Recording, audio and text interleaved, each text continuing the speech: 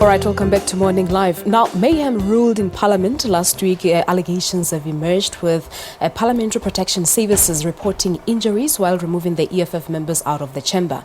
And the EFF members as well were also reporting brutality that was targeted against them.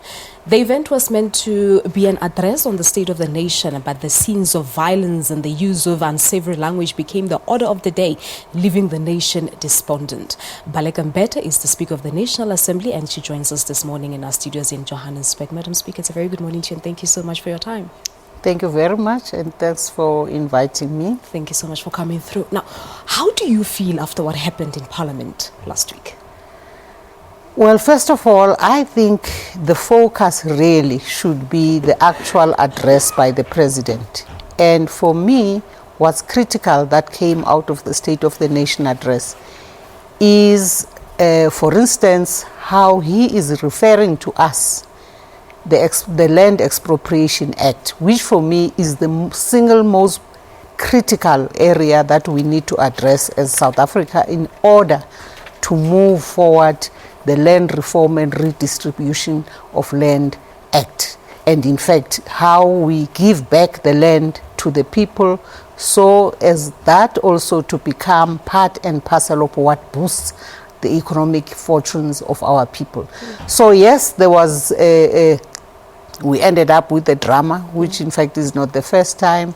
But what we want to focus on is the work that we would like to make sure that we put our shoulders to the wheel to ensure that South Africa moves forward in terms of dealing with the transformation of the economy for South Africans, in particular ordinary poor South Africans. It is true that a lot of important issues and facts came out of the President's speech, but obviously what happened sort of overshadowed the whole, the whole purpose of the day. Hence my question to you, does it bother you as the National Speaker of Parliament that we saw violent scenes coming out of Parliament on Thursday? Well, violent scenes are now part of the feature of parliamentary engagement, very, very unfortunately, in the fifth term of our dispensation in South Africa, where we have parliamentary democracy. It's a very unfortunate thing which South Africans themselves, by the way, must take a collective responsibility to more constructively and seriously address how they believe they should understand what's happening in Parliament. Yeah. But what I don't want is that what is important about the work of Parliament should be overshadowed. And therefore, I really would like to still strongly suggest that although there were those dramas in Parliament, and indeed we are attending to them, we are dealing with, in fact, other issues that are being raised about what was happening within the precincts outside of the chambers. But the most important thing is what the President put before the nation and what Parliament must then, as part of the state, do to push the program for transformation in our people's lives. But I think a lot of South Africans are concerned. If you were to check social media on that day, they're talking about what we saw unfolding, and which actually brings me to my next question of dignity. What will it take, Madam Speaker, to make sure that dignity is installed in Parliament? I think what it will take is that everybody, every role player in Parliament becomes serious and in fact matures about how we collectively must work on restoring the decorum and the dignity of our Parliament. It's an issue which all leaders of all political parties in Parliament have been engaging about. In fact, towards the end of last year, when we even saw, unprecedented activities where when we were removing people who were obstructing, who were in fact being obstructive to the processes and the ability of the rest of the members of Parliament to continue with the program at hand, that we ended up with some people even coming in illegally. So we have had to even call all political parties and all political leaders to collectively address this matter and say, what will it take for us to to sober up and to mature. And I think that all of us must prevail on one another so that we realize that it's us at the end of the day who are being watched by the whole world. It's us who must answer to questions like, for instance, what do we think our children are thinking when they watch adults who are supposed to go to Parliament and in fact work in an orderly fashion, in a mutually respectful manner, because difference is expected. Yeah. Of course, we come there being different, coming from different backgrounds, but how you deal with difference is the issue. You are supposed to accept that you come in already with different manifestos, different cultural backgrounds, and therefore political approaches to things. But to come there and you think that you can push a sustainable attitude that says, I don't care, once I believe in something, I can talk anyhow, that's where we, all of us, must apply our minds and say, is this entertainment?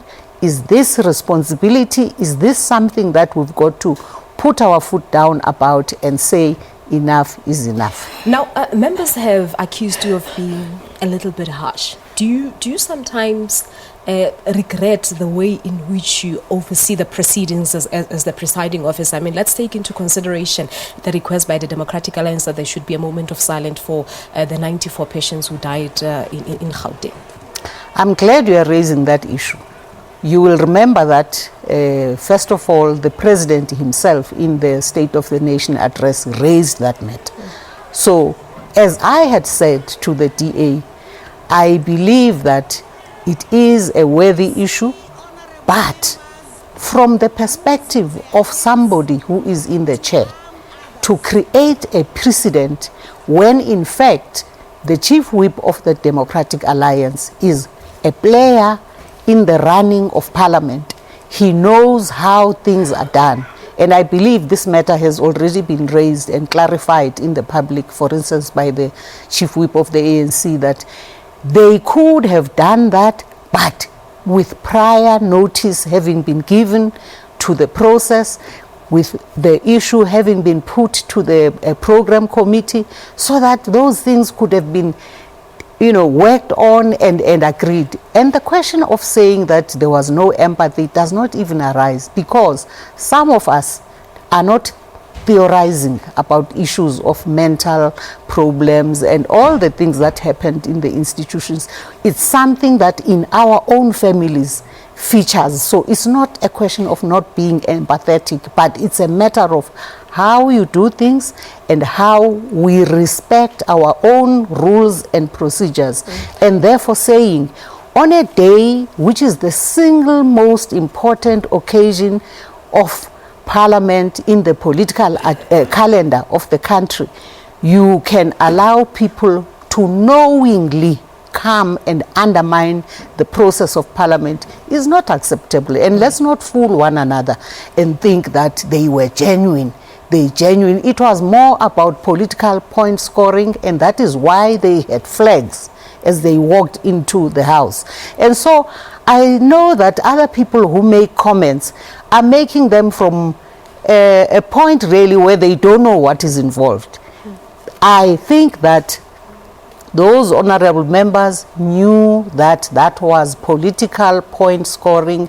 It was not genuinely really about caring. And a lot of people are saying that you denied that opportunity for the mere fact that it was raised by the DA instead of the ANC. No, it is not that. I am telling you that as Honorable Mthembu, the chief whip of the ANC, has clarified in the media publicly, the question of procedure and how these issues are supposed to be prepared for is paramount, especially for a chief whip of an official opposition.